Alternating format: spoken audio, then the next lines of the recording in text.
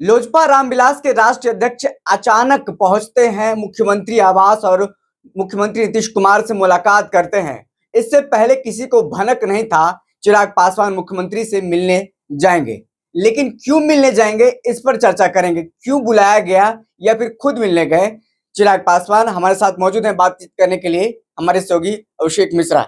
Sir, अचानक से खबर जो आई कि चिराग पासवान मुख्यमंत्री नीतीश कुमार से मुलाकात करने गए हैं, उसके बाद फोटो तस्वीरें भी आए, कुशल क्षेम जानने की बातचीत, उसमें कुछ लिखा गया था, लेकिन वाकई में अंदर की जो बात है, जो आप देखे हैं, जो आप समझा है, जो आपको पता चला है नेताओं से, क्या बात थी?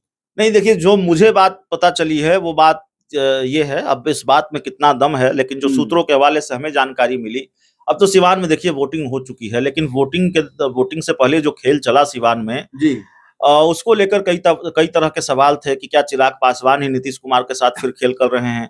उन्हीं की और अभी तक अपनी पार्टी के जिलाध्यक्ष को लेकर उन्होंने कोई स्पष्टीकरण नहीं दिया है।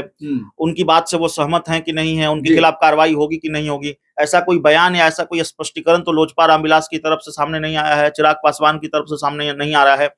दिलचस्प मामला है कि नहीं, मैं आप ही से सवाल पूछता हूँ। चिराग पासवान की पार्टी के जिलाध्यक्ष हैं और वो वोट मांग रहे हैं निर्दलीय उम्मीदवार हिना साहब के लिए, और दूसरी तरफ चिराग पासवान भविष्यवाणी कर रहे हैं कि एनडीए उम्मीदवार, जेडीयू के उम्मीदवार विजया लक्ष्मी की जीत होगी। तो आप भविष्यवाणी कर रहे हैं कि एनडीए उम्मीदवार जीतेंगी, और आपके सांसद प्रतिनिधि और आपके जो जिलाध्यक्ष है इमाम गजाली, वो हिना साहब के लिए वोट देने की अपील कर रहे हैं।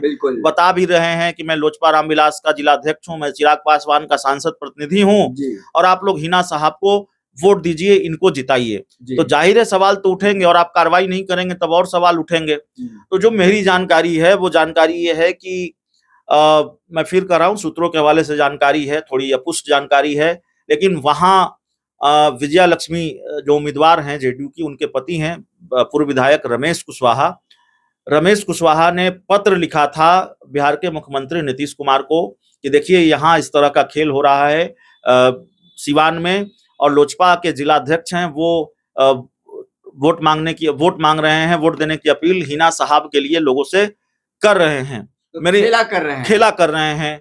मेरी जो जानकारी है, चिराग पासवान तलब किए गए थे, बुलाए गए थे मुख्यमंत्री आवास में। मैं ये नहीं कह रहा हूँ कि चिराग पासवान को बुलाए गए थे। हाँ बिल्कुल, जो मेरी जानकारी है बुलाए गए थे, और ये हम नहीं कह रहे हैं कि चिराग पासवान को मुख्यमंत्री ने बुलाया, डांटा, ये सब बेतुकी बात हो जाएगी। लेकिन जो मेरी जानकारी है, नीतीश कुमार ने चिराग पासवान को बुलाया मुख्यमंत्री आवास में, और जो रमेश कुशवाहा हैं उन्हीं के लेटर की वजह से बुलाया। उन्होंने बताया था मुख्यमंत्री को कि देखिए इस तरह से नुकसान पहुंचाने की कोशिश हो रही है, इस तरह का खेल सिवान में हो रहा है, और चिराग पासवान की पार्टी के जिलाध्यक्ष प्रचार कर रहे हैं हिना साहब के लिए, उनके लिए वोट मांग रहे हैं। तो जाहिर है जेडीयू के लिए तो वैसे भी एक एक सीट महत्वपूर्ण है, किसी भी पार्टी के लिए एक एक सीट महत्वपूर्ण होती है, लेकिन जेडीयू की सिर्फ सीटें दांव पर नहीं लगी हुई है, पार्टी दांव पर लगी हुई है। अगर सीटों का नुकसान हो गया और ज्यादा सीटों का नुकसान हो गया तो पार्टी पर भी संकट आ जाएगा 2025 के विधानसभा चुनाव से पहले या लोकसभा चुनाव के बाद।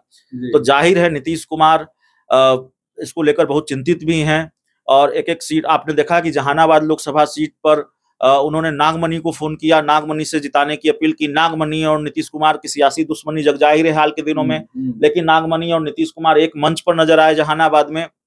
तो उसी तरह नीतीश कुमार कोई भी सीट गंवाना नहीं चाहता, और कोई भी सीट गंवाना नहीं चाहता।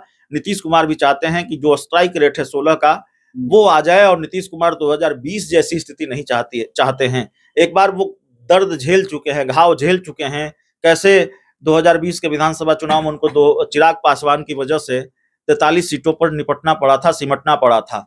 तो जाहिर है चिराग पासवान ये खेल कर ही रहे हैं, हम नहीं कहते हैं, लेकिन उनकी पार्टी के जिलाध्यक्ष अगर इस तरह का खेल करेंगे और वोट मांगेंगे तो सवाल तो उठेंगे कि भाई पार्टी आपकी है, आपके जिलाध्यक्ष हैं, आप कार्रवाई नहीं कर रहे हैं, कार्रवाई होनी चाहिए, क्या ये खेल आप ही का है?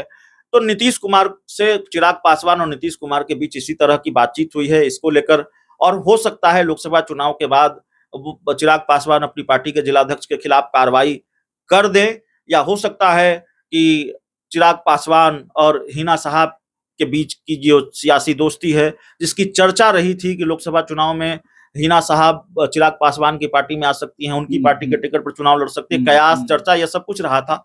तो हो सकता है, क्योंकि आपके सामने हम कल बात कर रहे थे उनकी पार्टी के जिलाध्यक्ष इमाम गजाली से, वो कह रहे थे जेडीयू के लोगों ने धोखा दिया है और हिना साहब ने मदद की है हाजीपुर में। हाजीपुर में हिना साहब के लोगों ने बहुत मदद की है, उन्होंने बहुत मदद की है। तो जाहिर है, हो सकता है हिना साहब से सियासी दोस्ती हो जाए या फिर इमाम गजाली के खिलाफ कार्रवाई हो जाए। अभी तक तो ये सवाल है कि क्या चिराग पासवान ही खेल कर रहे हैं, चिराग पासवान का ही खेल है, क्योंकि उनकी पार्टी की तरफ से कोई स्पष्ट बयान सामने नहीं आया, कोई स्पष्टीकरण सामने नहीं आया है, जो अब तक मेरी जानकारी है। चलिए, चिराग पासवान के तरफ से अभी तक कोई स्पष्टीकरण सामने नहीं आया है। इमाम गजाली के बारे में आपने सुना होगा, हम लगातार खबर भी दिखा रहे हैं। इमाम गजाली किस तरीके से डंके की चोट पर कह रहे हैं कि जदयू ने हाजीपुर जमुई में तमाम जो 5 लोकसभा सीट है उसमें धोखा दिया है, कुर्मी कुशवाहा के वोटर ने वोट नहीं किया है, तमाम चीजें हैं। लेकिन इसको लेकर के अब देखिए तल्खी बढ़ती जा रही है। एनडीए में ही जदयू और चिराग पासवान की पार्टी लोजपा रामविलास में तल्खी देखने को मिली है। जिस तरीके से सर बता रहे थे कि नीतीश कुमार ने लोजपा रामविलास के राष्ट्रीय अध्यक्ष चिराग पासवान को तलब किया था, क्या कुछ बातचीत हुई, तमाम चीजें आपने देखी। फिलहाल इस खबर में इतना ही। बहुत बहुत शुक्रिया।